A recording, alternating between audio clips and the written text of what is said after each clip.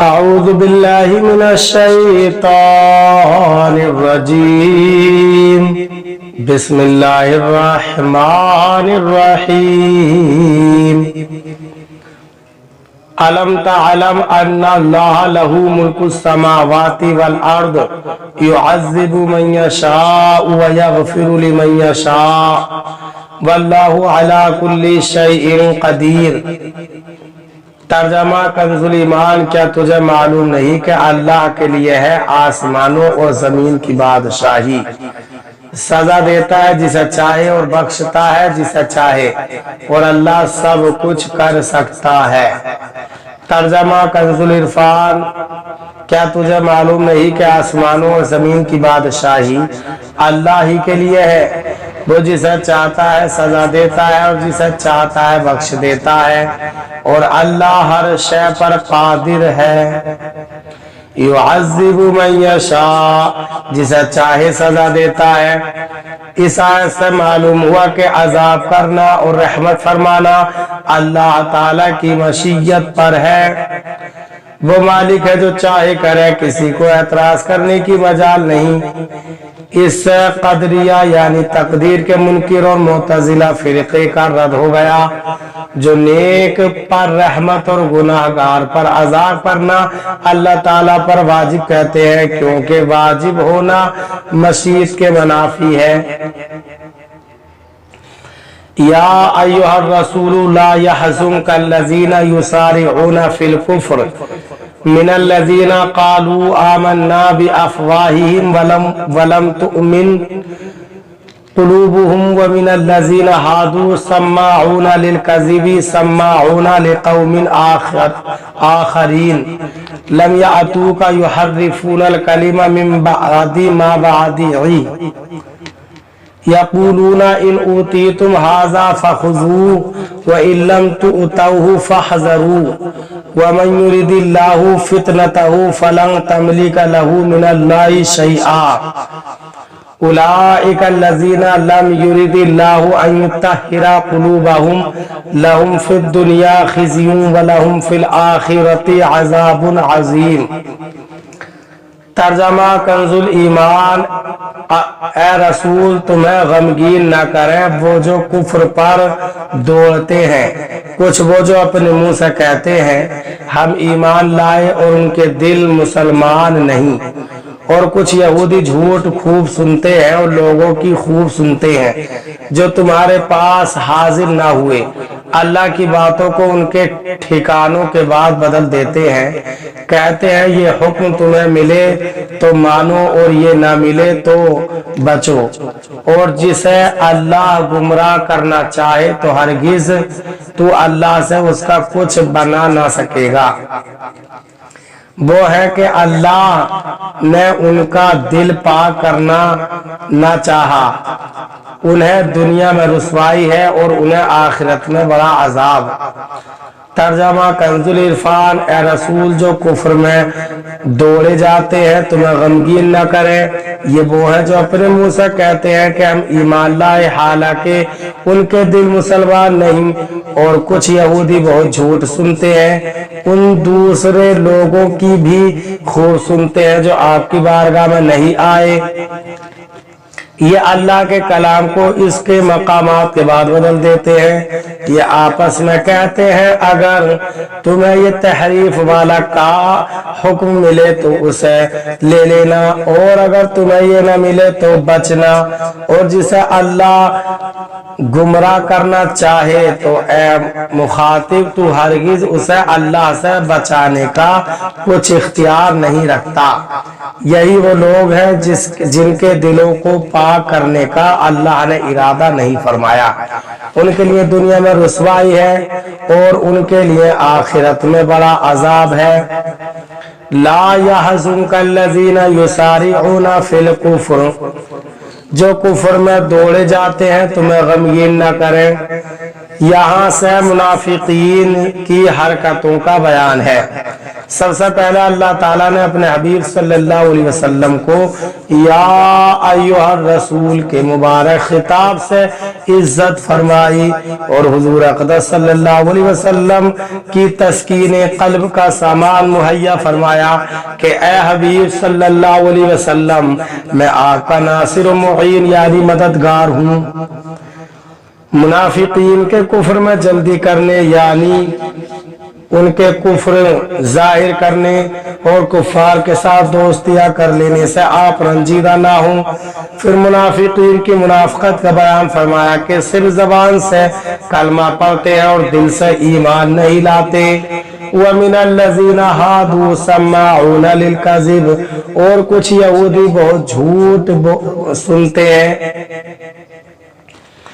यहाँ से यहूदियों का किरदार बयान किया गया कि वो अपने सरदारों का झूठ खूब सुनते हैं और उनके इफ्तिराओं को कबूल करते हैं और उसके साथ दूसरे लोगों यानी खैबर के यहूदियों की बातों को भी खूब मानते हैं, जिनके हालात आयत में आगे बयान हो रहे हैं।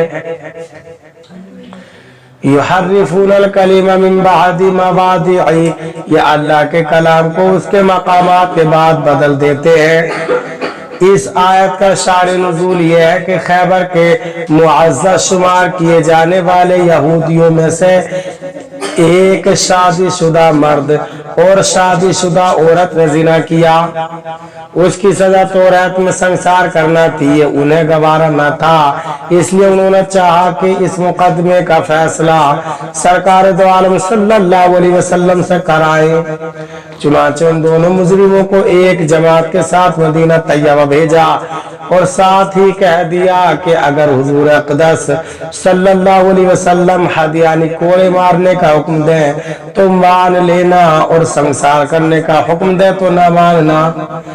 वो लोग बनी कुरैज़ा और बनी नज़ीर के यहूदियों के पास आए और समझे कि ये हुजूर अकरम सल्लल्लाहु अलैहि वसल्लम के हमवतन हैं और उनके साथ आप सल्लल्लाहु अलैहि वसल्लम की सुलह भी है, लिहाजा उनकी सिफारिश से काम बन जाएगा।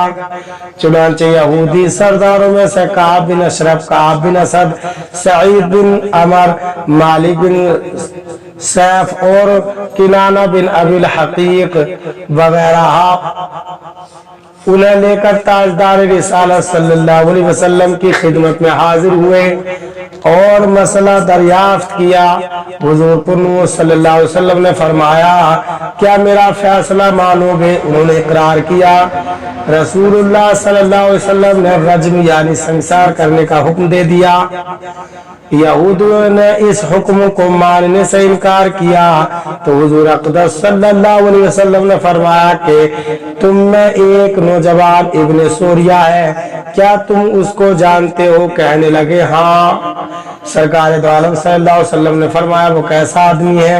यहूदी कहने लगे, आज रूए जमीन पर यहूदियों में उसके पाए का कोई आलिम नहीं, तौरात का यकता माहिर है। इरशाद फरमाया, उसको बुलाओ। चुनांचे उसे बुलाया गया। जब वो हाजिर हुआ तो हुजूर अक़दस सल्लल्लाहु अलैहि वसल्लम ने फरमाया, क्या तू इब्ने सूरिया है? उसने अर्ज की, जी हाँ। इरशाद फरमाया, क्या यहूदियों में सबसे बड़ा आलिम तू ही है? उसने अर्ज की, लोग तो ऐसा ही कहते हैं। हुजूर पुरनूर सल्लल्लाहु अलैहि वसल्लम ने यहूदियों से फरमाया, क्या इस मामले में तुम इसकी बात मानोगे? सबने इकरार किया। तब सरकार दो आलम सल्लल्लाहु अलैहि वसल्लम ने इब्ने सूरिया से फरमाया, मैं तुझे उस अल्लाह ताला की कसम देता हूँ जिसके सिवा कोई माबूद नहीं, जिसने हजरत मूसा अलैहिस्सलाम पर तौरात नाजिल फरमाई और तुम लोगों को मिस्र से निकाला और तुम्हारे लिए दरिया में राहें बनाई और तुम्हें निजात दी, फिरौनियों को गर्क किया और तुम्हारे लिए बादल को साहिबान बनाया, मन्ना व सलवा नाजिल फरमाया और अपनी किताब नाजिल फरमाई जिसमें हलाल व हराम का बयान है। क्या तुम्हारी किताब में शादीशुदा मर्द औरत के लिए संसार करने का हुक्म है? इब्न सूरिया ने अर्ज की, बेशक ये हुक्म तौरात में है। उसकी कसम जिसका आप सल्लल्लाहु अलैहि वसल्लम ने मुझसे जिक्र किया, अगर मुझे अजाब नाजिल होने का अंदेशा ना होता तो मैं इकरार न करता और झूठ बोल देता।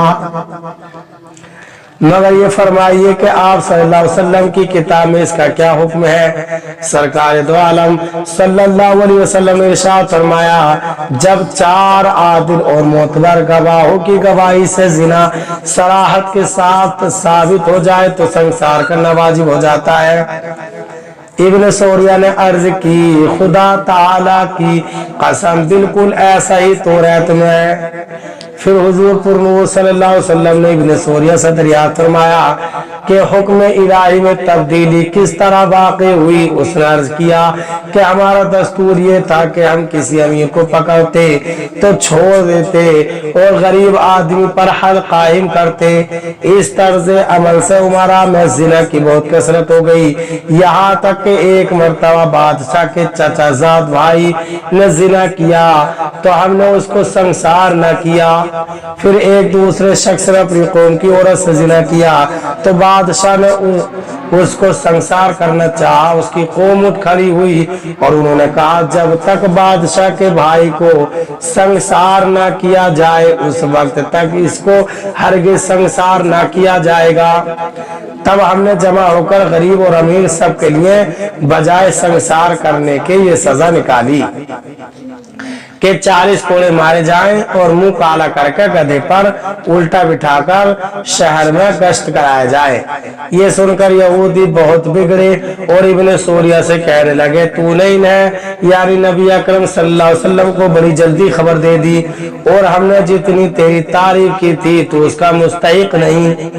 इब्न सौरिया ने कहा, हुजूर अक़दस सल्लल्लाहु अलैहि वसल्लम ने मुझे तौरात की कसम दिलाई, अगर मुझे अजाब के नाजिल होने का अंदेशा न होता तो मैं आप सल्लल्लाहु अलैहि वसल्लम को खबर न देता।